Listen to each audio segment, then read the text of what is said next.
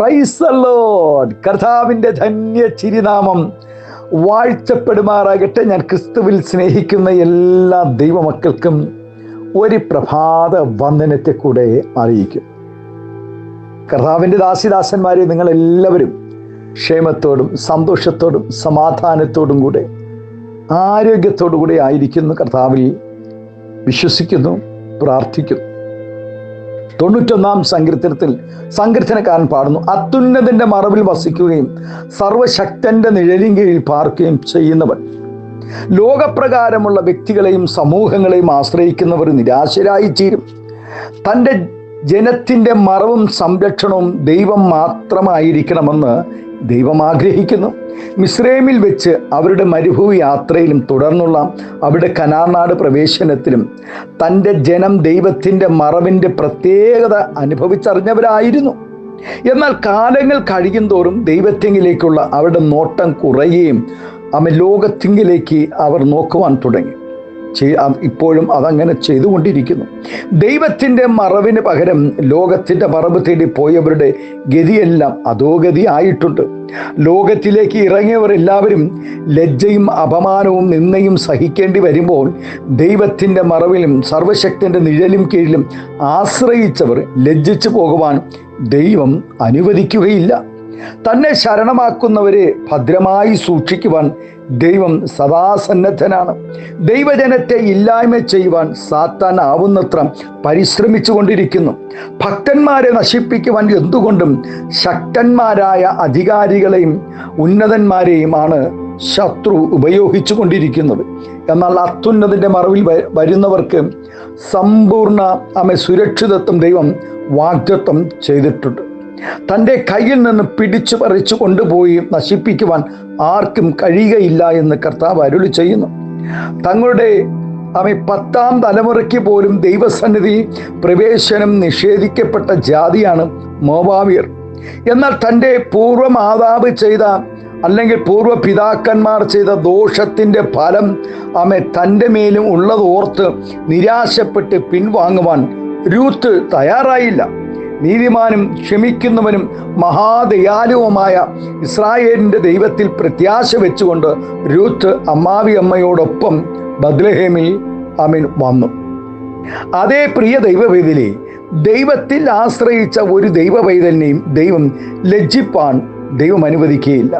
നാം ലോകത്തിലുള്ള ഏത് ഉറ്റ സ്നേഹിതന്മാരെയും ബന്ധുമിത്രാദികളെയും ചാർച്ചക്കാരെയും ആശ്രയിച്ചാലും ഒരു നാൾ നാം ലജ്ജിച്ചു പോകും. വിദ്യാഭ്യാസങ്ങളിലും സൗന്ദര്യങ്ങളിലും സമ്പത്തിലും അധികാരങ്ങളിലും ആശ്രയിച്ച അനേകർ തകർന്നു പോകുമ്പോൾ ദൈവത്തിൽ ആശ്രയിച്ച ഒരു ദൈവവൈതനെ തകരുവാൻ ദൈവം അനുവദിക്കുകയില്ല. ഈ പ്രഭാതം അത്യുന്നതൻ്റെ മറവിൽ വസിക്കുവാനും സർവശക്തൻ്റെ നിഴലിൻ കീഴിൽ പാർക്കുവാനും നമുക്കൊരുങ്ങാം. അതിനായി ദൈവകരങ്ങളിൽ നമ്മെ ഏൽപ്പിച്ചു കൊടുക്കാം. പ്രിയ ദൈവത്തിലെ ഈ ദിവസങ്ങളിൽ നാം ദൈവത്തിൽ ആശ്രയിക്കും, ദൈവത്തിൻ്റെ വചനത്തിൽ നിലനിൽക്കുക. ലോകത്തിൽ നമ്മുടെ ആശ്രയം വേണ്ട. ലോകത്തിലെ ആശ്രയം നമ്മെ തകർത്തു കളയുവാൻ നോക്കുമ്പോൾ, ലോകത്തിലെ ആശ്രയങ്ങൾ നമ്മെ ശൂന്യമാക്കുവാൻ നോക്കുമ്പോൾ, ലോകത്തിലെ എല്ലാ ആശ്രയങ്ങളും ആശ്രയിച്ചവരെല്ലാവരും തകർന്നു പോയപ്പോൾ ദൈവത്തിൽ ആശ്രയിച്ചവർ ഒരു നാളും ലജ്ജിപ്പാൻ ദൈവം അനുവദിക്കാതെ സ്തോത്രം സൂക്ഷിപ്പാനും കരുതുവാനും ദൈവം ഇടയായിട്ടുണ്ട്. ആകയാൽ ഇന്ന് പകൽ ദൈവസന്നിധി നമുക്ക് പ്രാർത്ഥിക്കാം. നമ്മെയും കരുതുന്ന അത്യുന്നതൻ്റെ മറവിൽ വസിക്കുകയും സർവശക്തൻ്റെ നിഴലിൻ കീഴിൽ പാർക്കുകയും ചെയ്യുന്ന ദൈവക്കുഞ്ഞുങ്ങളെ സംരക്ഷിക്കുവാനും സ്തോത്രം ഹല്ലേലൂയ നടത്തുവാനും എല്ലാം നന്മ തന്ന് പരിപാലിപ്പാനും കഴിയുന്ന ഒരു ദൈവം നമുക്കുണ്ട്. ഈ പ്രഭാതത്തിൽ അതിനായി നമ്മെ ഏൽപ്പിച്ചു കൊടുക്കും. സ്വർഗീയ പിതാവേ, സ്നേഹവാനായ ഞങ്ങളുടെ നല്ല ദൈവമേ, അനുഗ്രഹം പ്രശാന്തമായ നല്ല പ്രഭാതത്തിനായി നന്ദി നിറഞ്ഞ ഹൃദയത്തോടെ സ്തോത്രം ചെയ്യുന്നു. ഞങ്ങൾ ദൈവത്തിൽ ആശ്രയിച്ചു വരും.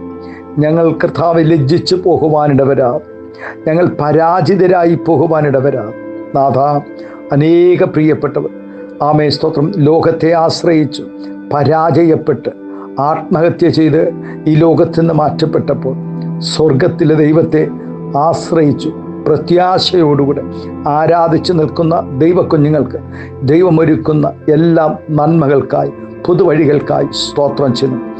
ആമേൻ. ഇന്ന് പകൽ ആമേൻ ലോകത്തിൽ ആശ്രയിച്ച് ആമേൻ കർത്താവ് ഞങ്ങൾ തകർന്നു പോകുമെന്ന് കരുതിയ സ്ഥാനത്ത് ഞങ്ങളെ തകർന്നു പോകുവാൻ അനുവദിക്കാതെ ഞങ്ങൾക്കായി പുതുവഴികളെ തുറന്നു തന്ന് ആ ദൈവസ്നേഹത്തിനായി സ്തോത്രം.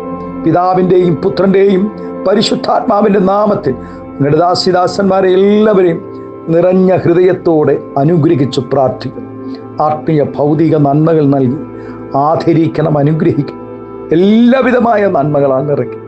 മഹത്വം അങ്ങെടുക്കും യേശുവിൻ്റെ നാമത്തിൽ. കൃപയോടെ പ്രാർത്ഥന കേൾക്കണമേ സ്വർഗീയ നല്ല പിതാവേ. ആമേൻ, ആമേൻ, ആമേൻ. Thank you. God bless you. ദൈവം എല്ലാവരെയും ധാരാളമായി അനുഗ്രഹിക്കട്ടെ. Thank U.